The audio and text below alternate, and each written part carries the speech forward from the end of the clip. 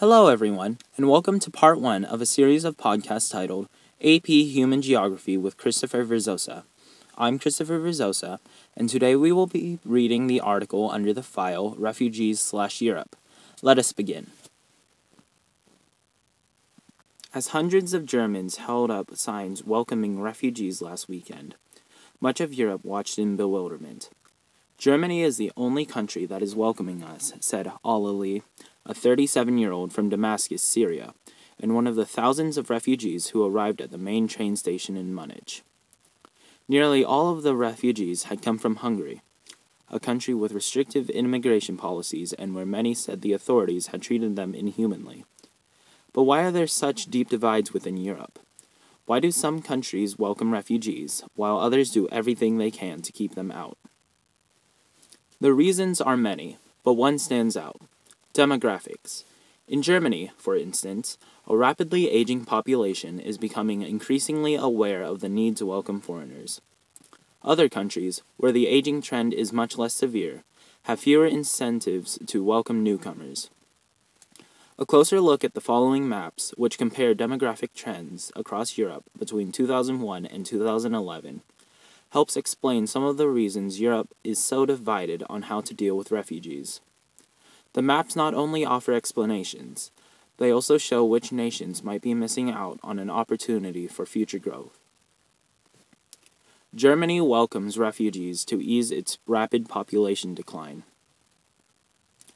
Empathy and the country's Nazi past, which turned Europe into a battlefield and later forced many Germans themselves to flee the war, might explain the country's enthusiasm for helping today's refugees. But there is another factor that few would openly acknowledge right away. Germany really needs them. German Chancellor Angela Merkel said, "What we're experiencing right now is something that will occupy and change our country in the coming years.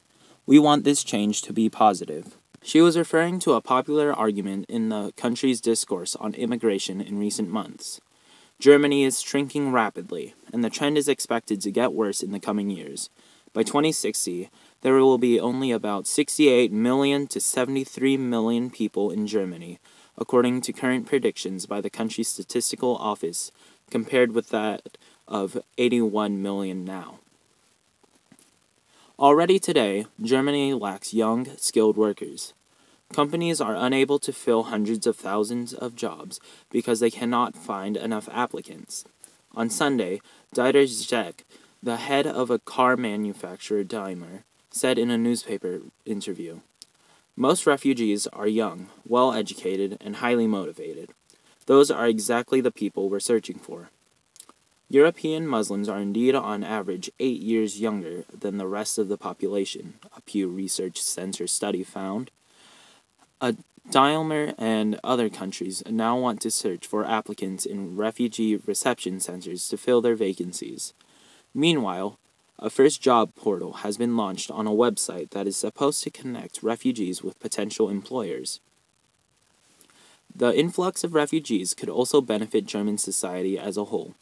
The country's welfare system, one of the most generous, is increasingly strained because more retirees have to be financed by fewer working-age and tax-generating citizens. Today, there are 3 working-age Germans per retiree. By 2060, however, that ratio will be less than 2 to 1, according to the European Commission. In a recent op-ed, Astrid Zeibarth of the German Marshall Fund, a think tank, called Germany's response to the refugee crisis as pragmatic as idealistic.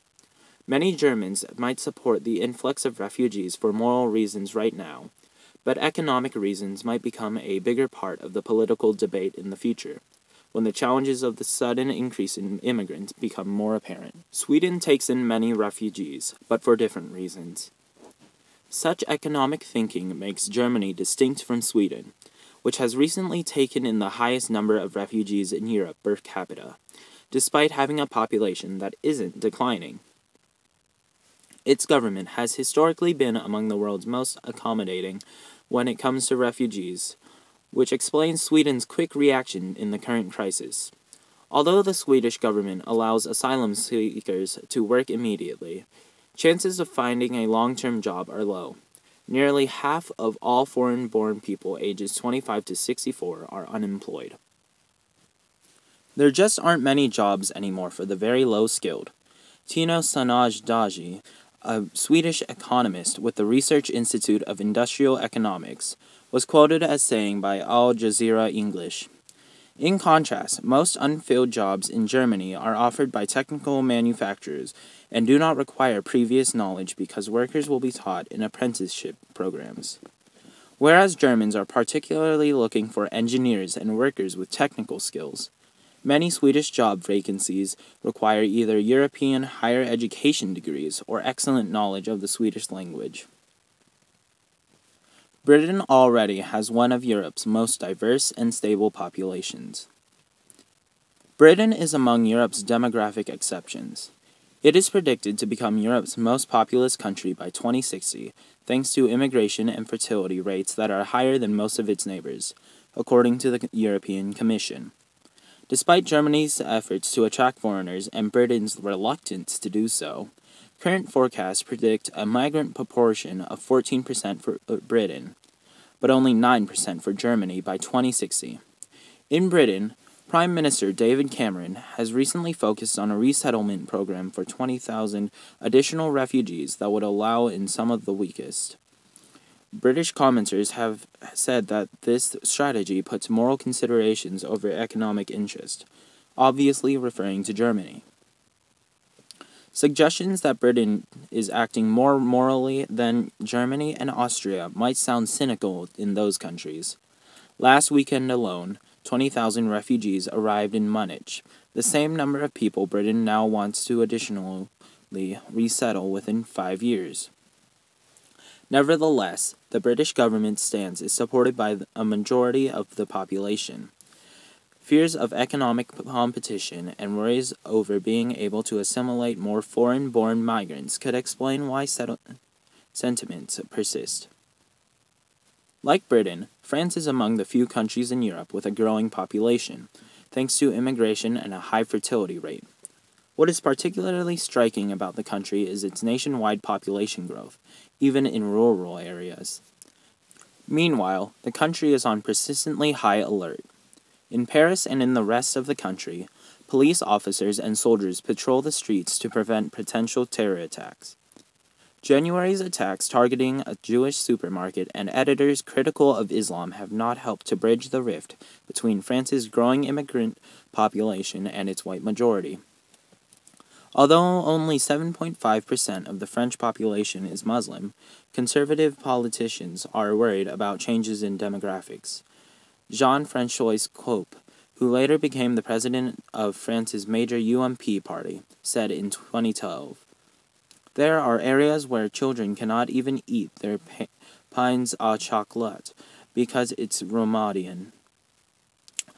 Cope was referring to a story about a non-Muslim child whose chocolate pastry was snatched during the Muslim month of fasting. Being confronted with such provocative statements, President François Hollande continued to follow the country's guideline to regard all citizens as equal. What might sound like a logical and supportive idea has worrying implications. Many French migrants feel neglected by the country's government because the all citizens are equal approach has until recently limited most affirmative action programs. Such programs, which are common in the United States, would be necessary to help sons and daughters of migrants escape poverty and job discrimination. France, however, does not collect data on its citizens' race, ethnicity, or religion, which has made it difficult to prove discrimination. However, smaller studies have shown that applicants with foreign-sounding names have much lower chances of getting jobs, and another survey documented a feeling among many children of immigrants that they are not considered as French by others. In France, it might not be so much the absence of migrants that is a threat to its future, but rather the government's difficulties in finding a way to assimilate and support a large share of the country's neglected population. All this explains why the French willingness to accept more refugees will likely remain fairly limited. Hungary, and much of Eastern Europe, is missing out on a demographic opportunity. Contrary to France, many Eastern European countries face a population decline. Nevertheless, they refuse to take in more refugees. Hungary, which has recently built a border fence, has become the most prominent case.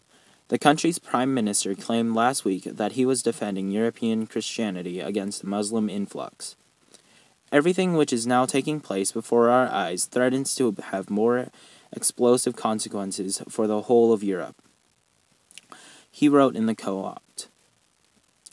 We must acknowledge that the European Union's misguided immigration policy is responsible for this situation. The country's demographic decline, however, could also be considered critical. By 2030, Hungary's population will have decreased by 5.8%. The country is among Eastern Europe's most rapidly shrinking nations. Others are performing even worse. Demographic Research Institute Infostat recently concluded that Slovakia was rapidly aging and concluded that its society had to be prepared for the integration of a higher number of foreigners, often from very different cultures. In recent days, Slovakia made headlines for exactly the opposite approach. It publicly announced that it would only accept Christian refugees, no Muslims. Other countries with similar demographic forecasts, among them Estonia and Bulgaria, also want to limit the influx of Muslim refugees. There might be reasons for such thinking. High unemployment and weak economic performance, for instance. Academically, there's no consensus on whether population growth always leads to economic growth. However, Eastern Europe's policies will simply not be forgotten. Countries like Hungary and Slovakia probably won't attract many Muslim migrants in the future, even if they should suddenly realize that they urgently need younger foreigners. Thank you for listening. Please don't make fun of the way I butchered everything. I tried. Names are hard.